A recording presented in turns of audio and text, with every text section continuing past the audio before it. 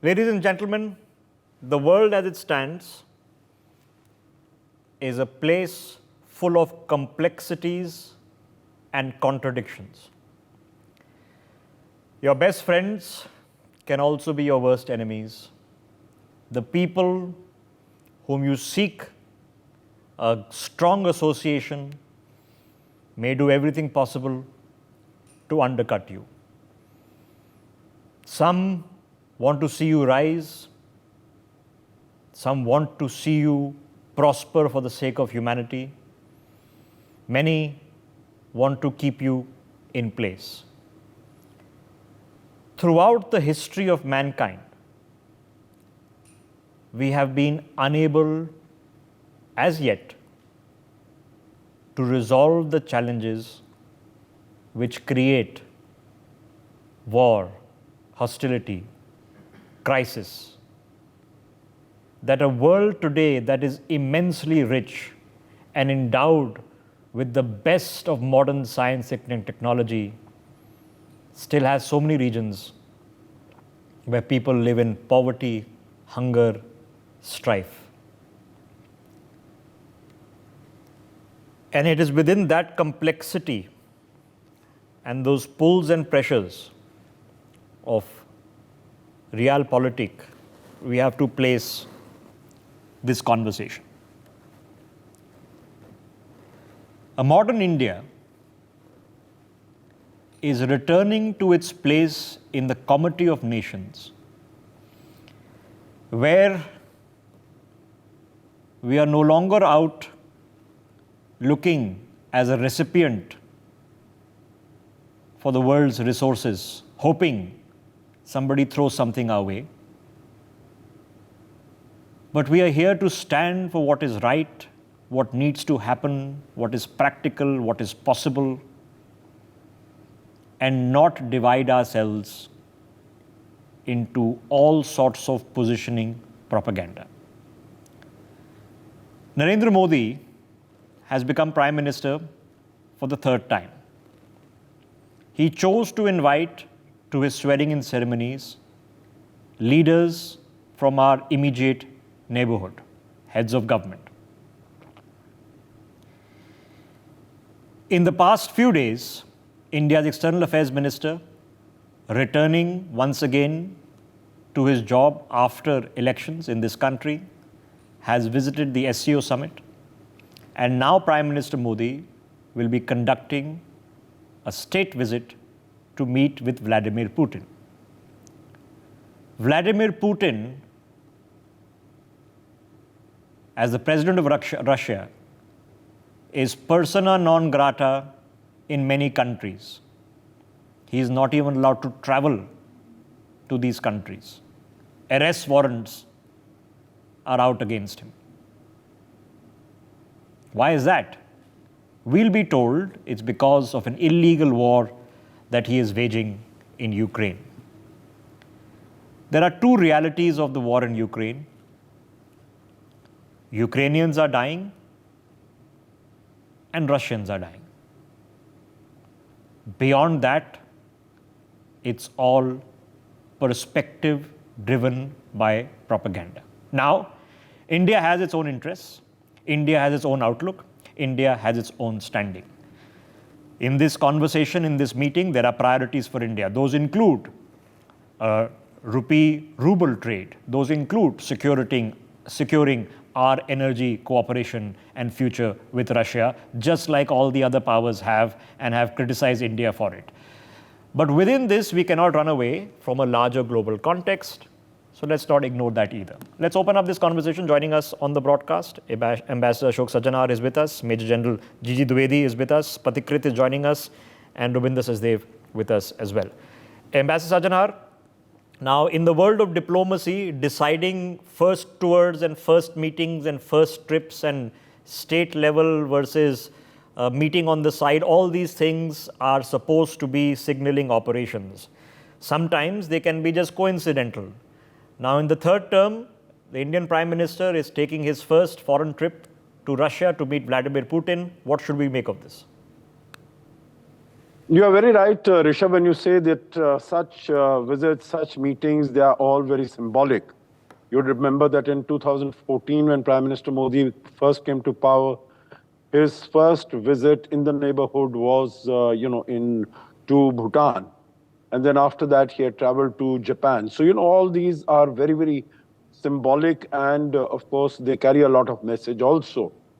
So here also, I think this is the visit to Russia is a very significant visit on its own. But I think under the circumstances that it is taking place, the significance rises even further. Because as you very rightly put, President Putin is a persona non grata in most capitals of the world. You would have seen that he's been able to travel only to his neighborhood, whether it is Central Asia, to China, North Korea, Vietnam. There are not very many takers for President Putin's visits, arrivals.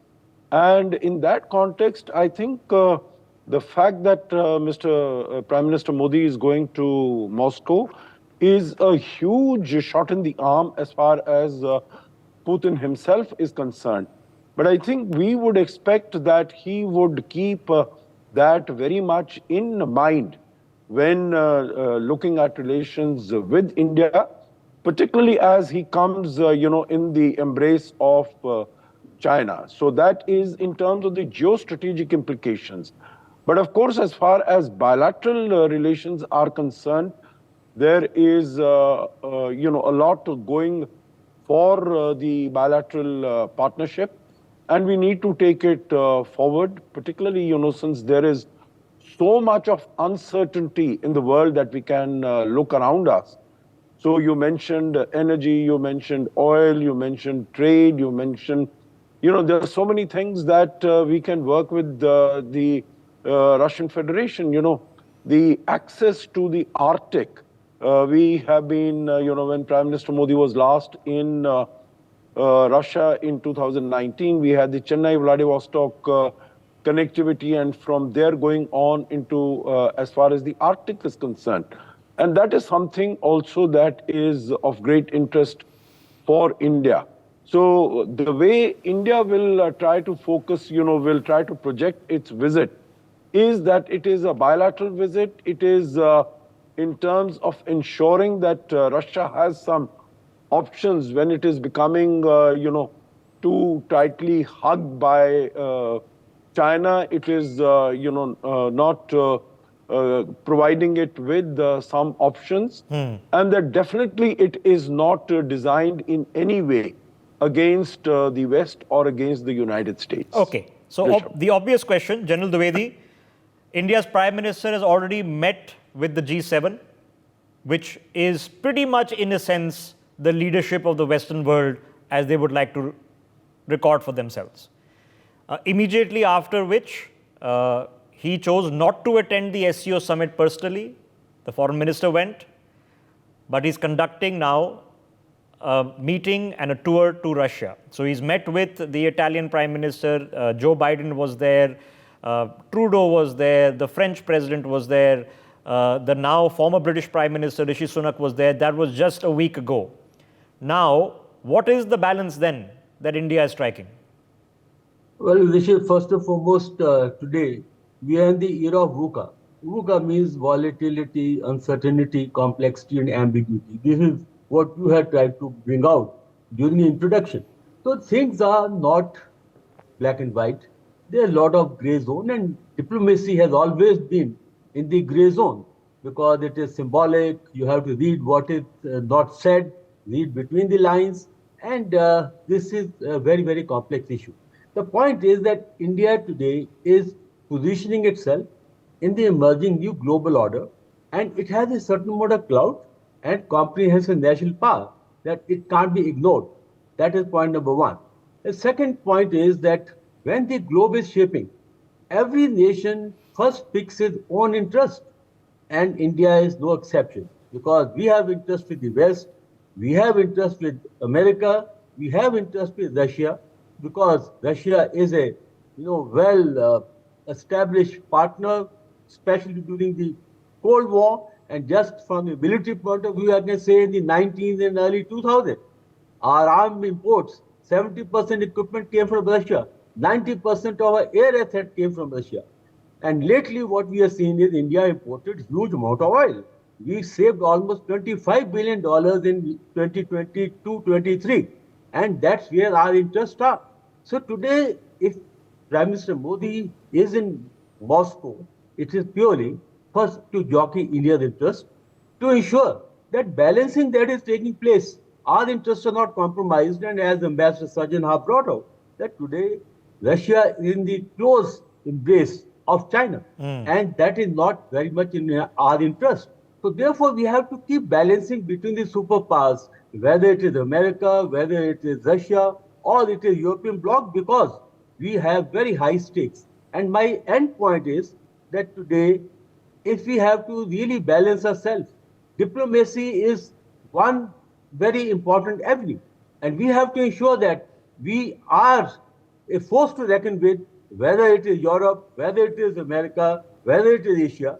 And secondly, we have to also ensure that at the same time, we are strong, we are self-reliant. And wherever we can get our needs, we must fulfill them, because only self-reliant nations are respected and have a place on the top table. Okay, so here's the bottom line. It is a truism, because this is what has happened, that the last person that Vladimir Putin hosted, attended, met was Xi Jinping and, of course, Kim Jong-un, the North Korean dictator. So let me get Patikrit in. Patikrit, at this point of time, where every Western leader is doing everything under the book, forget to boycott Putin, but to, have arrest warrants and ICJ rulings against him, what is all of that achieving? Rishabh, it's not achieving much, but the only thing that the West is trying to project is that they have the absolute and exclusive right to define as to who is an evil and who is not. So if they are supposed to help Ukraine, but nobody is supposed to help Russia. I think that's kind of a binary narrative that they have projected for a long time. I think this visit, even while from the Indian perspective, we have good relation from the West also, I think this visit also at the same time is a show of defiance, that we will always not be run by what you decide is right and wrong. That's number one. Secondly, when it comes to hardcore brass tracks of transactions, I think there are 3-4 important things happening in areas of defense. Also, it seems today Russia will be more interested in making India programs. There might be a lot of interest in the Sukhoi 57 fifth generation fighter aircraft. Again, a show of defiance, because the Americans are trying to push the F-35. The international north-south transport corridor, through which 30 to 40% there will be a reduction in time and cost if it fructifies. The larger message is this, Rishabh, before I go to the rest of the thing, is that the West has always said, if you want to develop, you have to co-opt West only and no one else. So I think there is a messaging going on. While we are okay with the West, we have nothing against you, but you cannot decide who will be our partners in the quantum leap to the next realm of growth that India is looking for. You might also see a lot of Russian companies now, once the rupee-ruble mechanism getting settled down, investing downstream into the Indian markets, which has started. Okay, let me address this for a second. Patikrit, I'm sorry to interrupt you, but for people watching the broadcast, what's the rupee-ruble thing? Okay, so the rupee-ruble thing is that when we are buying oil from Russia, which is our primary import, instead of paying in foreign exchange, we are paying them in rupees. Now, the problem for the Russians is they can only use those rupees pretty much back here in India. So now, if you do well and the Russians have an opportunity, an economic opportunity in India, they are more than happy to take your rupees, because then they can invest them back in India. It benefits both. But the Russians have a conundrum, because they can't use the rupee elsewhere, because not all countries will accept it. Particularly, finish your thought. Yes, absolutely. And so I think they are looking at a lot of opportunity. The calculation is simple. If large number of foreign institutional investors from the West are gung-ho about the Indian market and Indian companies, there is no reason why the Russians should not be. So I think the Russians now realize that it makes sense for them to invest downstream. I think it is also going to get taken beyond the realm of energy and defense only. You might see, because when it comes to Trans-Siberian rail, I think they have done phenomenally well. You might see many other areas where cooperation will be enhanced. So on one hand, while it is brass, it's hardcore transactional, which is great and which is good. At the same time, when it comes to messaging, we must also not forget Russia was the only country which came out and said that there is foreign interference happening in this election of Lok Sabha. Yeah, let's not ignore the messaging, because like I mentioned, PM Modi has been to the G7 and he has literally been standing in the center of the G7 with all the world leaders as they define themselves of the Western world, okay, right there. But Patikrit, there are going to be some people who are going to tell you, and not completely off the mark, that look, the biggest strategic threat, probably the worst enemy, literally banging on their doors, perhaps as we speak, digging in deeper into Pangong So, is China. And Xi Jinping's best friend is Vladimir Putin. So why do you want to have any truck with him? Absolutely, Rishabh, there are two things. Which country and which is that bloc which has pushed Russia into the arms of China? That's number one. Which bloc has empowered China with all its business and transactions and commerce? That is the West, which still continues. And when push comes to a shove, it is for clear. Nobody will come to fight our war. We will have to fight it on our own. So it is important to deepen our, defense cooperation and, weapons acquisition at the same time. I think Afghanistan is a classic example. Ukraine is a classic example. In Ukraine, what is happening? Are the Americans coming to fight Ukraine's war? No. The Western, you said that this is a war where Ukrainians and Russians are dying. There is another reality. The Europeans are suffering because of price rise, and the Western military-industrial complex is making money out of this war. So that's obvious. So people are dying, people are suffering, somebody else is getting rich off it. Yeah, finish your thought quickly. So we have to fight our own war. And that's why we have to have good relation from both sides. And but what is our war? What is our war? Rabindra Sachdev, now over the course, since the war in Ukraine is now heading into 3 years, into its third year, what is the course of perception? Because there are going to be certain quarters, and we can predict which quarters are going to say, look, here's Putin hanging out with the likes of Kim Jong-un, he has friends in China, he has friends in Iran, and well, he seems to have friends in India, and that's how they're going to pitch it. Thank you. Yes, they're going to pitch it that way, and there's going to be another optics playing out this very week when Prime Minister is in Moscow. There's a NATO summit being held in Washington, D.C. Yeah. I think the PM is there on 8th and 9th in Moscow, and the NATO summit is on the 9th and 10th. So that would be quite a contrast of sorts. I mean, again, optics speaking of. No, absolutely, yes. I think all our eminent panelists have, we are all converging to the point. But in a big picture, you said just now that what is our war? I would think our war, in a big picture, is peace and stability in the world also. Okay, our war is, let's say, with our known, good friends around us. That's one war, right?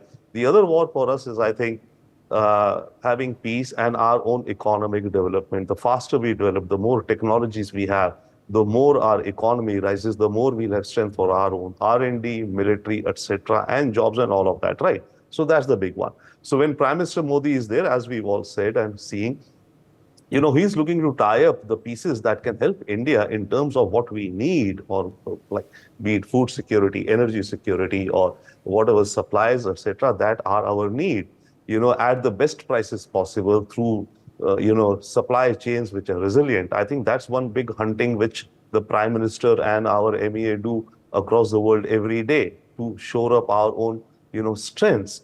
So that being said, with respect to Russia, overall, another big picture, I would think, and as you mentioned in the opening also, this is a new world matrix under construction. Ever since after COVID and the start of Ukraine war and then the Gaza war, but let's say with the Russia war, a new world matrix, the world woke up after COVID, started going out, and then the Ukraine war happened. So it's a new world matrix under construction. It's not a new world order. The world order implies everything is set in a place, that is order. No, it's a matrix. It's a matrix in flux and under construction.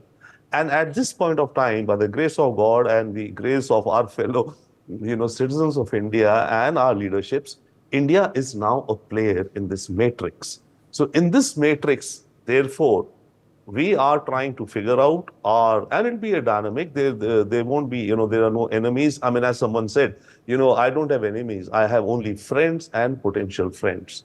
Even an enemy of mine today can be a friend of mine tomorrow in a big picture sense, right? Okay, fair enough. So, but let me put then the other major conundrum to Ambassador Sajjanar. Ambassador Sajjanar, that's China. Now, you have a multi-weather, all storms and rains alliance that seems to be there between Xi Jinping and Vladimir Putin. So, how does then Putin get past his conundrum of having a healthy relationship with India?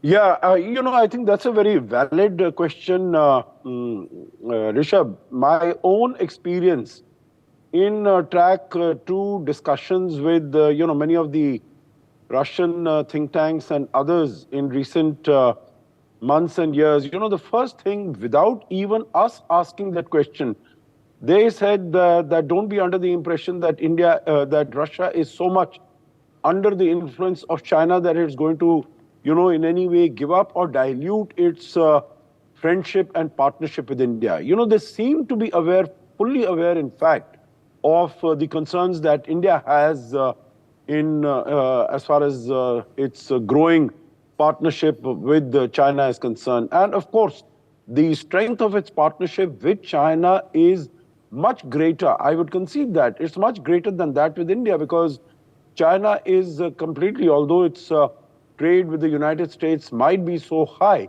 but still it has an adversarial relationship with America, unlike India, which has a very positive and a friendly and engaging partnership with the United States and with the West in general.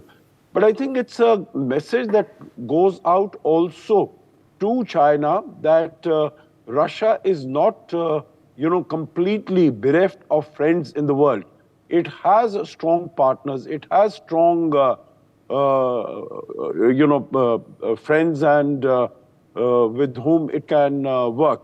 So it is not that it is totally dependent upon China. So I think that is also a message that is advantageous to India, that China does not take Russia to be completely in its own yard, in its own backyard, and that it has no other options. I think this is something message that we definitely need to provide to China. So like I began, it's a complex, evolving, revolving dynamic that is taking place. But what has happened in the interim of this conversation? The interim is that the world has now been given a few weeks to digest the fact that the electoral results from India are in, and Narendra Modi has returned as Prime Minister in a stable government. In the interim, we've seen elections in France and an electoral result in the UK. We are about to see elections or an election process start underway in the US. Does that fundamentally change things? I don't know, but I'm going to ask the most complex and fundamental question to General Dwivedi. General Dwivedi, given the status of the war in Ukraine, which has now become a stalemate, it's become a quagmire, we don't see rapid movement happening on either end, and there does not seem to be the possibility of a total victory of one side or the other happening anytime soon. Given that, what role does India have in having some practical, pragmatic suggestions to actually end the war on the table? Well, Rishabh, every war goes through a certain cycle. There is an intense period, then there is a slowdown, then there is a stalemate. So today, if you see strategically, there is a stalemate in Ukraine-Russia war. Yeah, tactically, some operation would go on to have a very minimal advantage.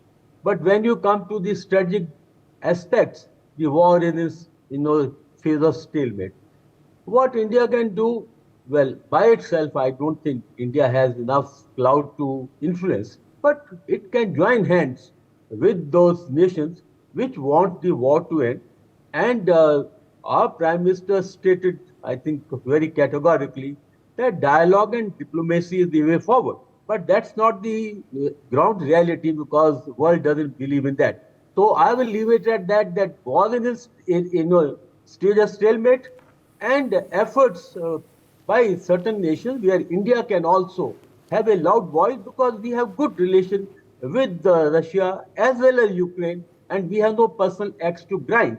So therefore, I think India will be seen as a very neutral partner. But I like to quickly answer two important questions. See, today, it's like an IPL team. You don't know who is playing whom. So it is a conflict, cooperation, confrontation, all put in same time. And secondly, you know how China and Russia see each other. When I was on my foreign assignment, I used to ask Russians, why are you selling the arms to Chinese, the Su-30s, 27 kilo submarines? They say, for time being, we need dollars, we need money. But let me tell you, Chinese hate two nations, that is Russia and Japan. Who is number one, number two? Well, I leave it to anyone's guess. Yeah, And okay. There's a historical context to that because of atrocities committed in China, primarily by the Japanese. But remember, China and Russia, or the Soviet Union at that point of time, shared a large border. The Second World War actually began not in Poland. It began in the Battle of Khalkhin Gol, which took place on the Chino-Russia border between the Japanese and the then Soviets. But Patikrit, I was watching an American sitcom which established the irony very well. When you have some Saudis and Egyptians, masterminded by a Saudi, trained in Pakistan, based out of Afghanistan, attack America, America's response, of course, is to attack Iraq. So you have these conundrums. Now, the problem is, does the leadership of Western countries actually want the war in Ukraine to end?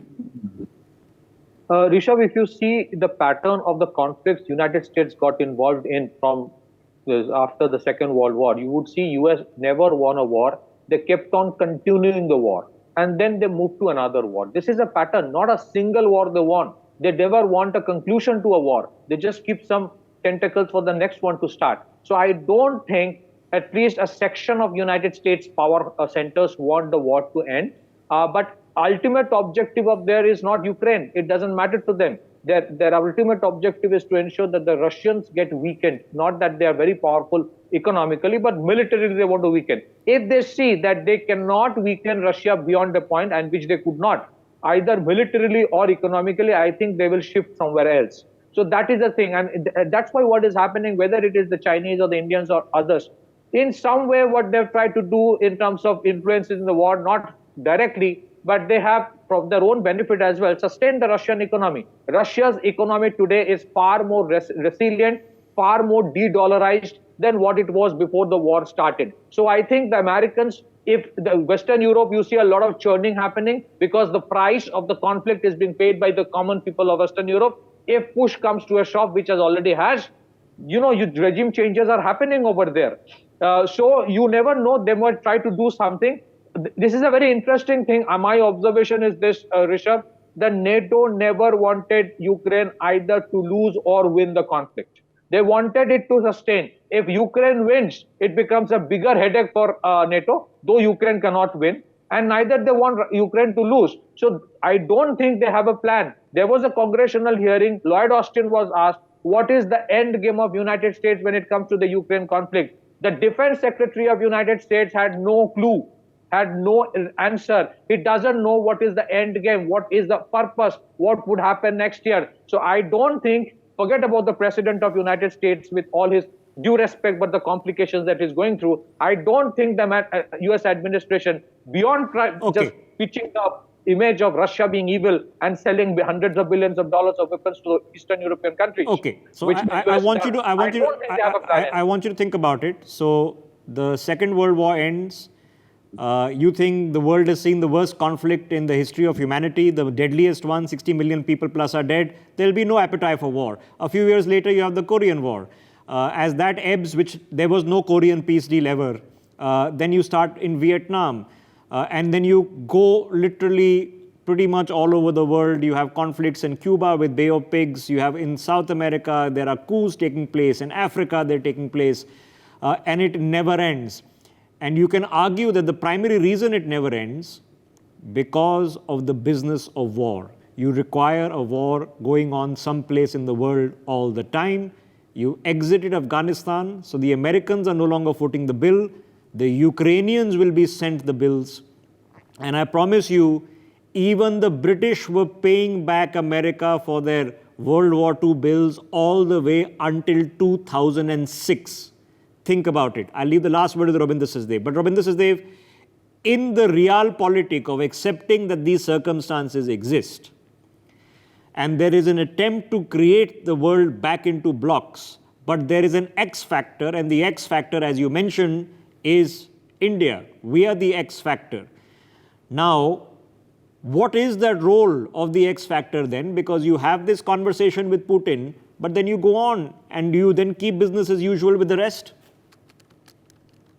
The business of the X factor, I think, is one to make deals for the good of our country, whichever we can make with whosoever be the bestest of friends and the not so good, but transactional friends. That's one. There are challenges for us in this journey, without doubt. As I say, it's a matrix under construction, and as you're saying, this is a flux, and it will keep on going. The role we have, on the one hand, is yes, it can be a role of stability, providing stability to the world, a middle, bringing or working with the countries towards a certain middle, a certain balance, so that the things don't go off into a whack, which they are going and which they will go. The world is dividing into blocks, the West, the China. Bottom line, this is a race between China and America to be the number one empire. US is number one. It says, I'll never give up my number one ship. China is saying, I'm number two. I want to be number one. Rok sako to rok lo. So on the very fundamental, that is the huge conflict out there.